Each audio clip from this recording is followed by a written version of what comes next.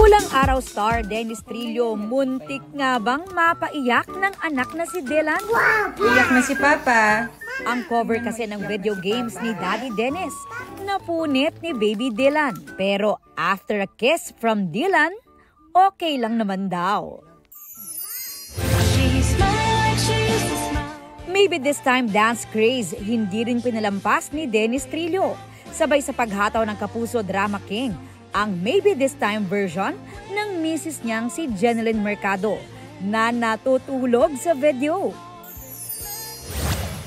Miguel Tan Felix at Andrea Torres nagkailangan sa pagtatambal sa magpakailanman. Gaganap si Andrea na teacher na makakarelasyon ang karakter ni Miguel na 17 years old lang. Challenging daw ang ilang intimate scenes, lalo't mag-ate ang turing nila sa isa't isa in real life. Jungkook ng BTS may pasilip sa trailer ng kanyang I Am Still documentary. Aubrey Carampel nagbabalita para sa GMA Integrated News.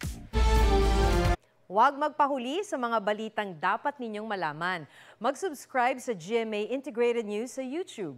Sa mga kapuso abroad, subaybayan nyo kami sa GMA Pinoy TV at sa www.gmanews.tv.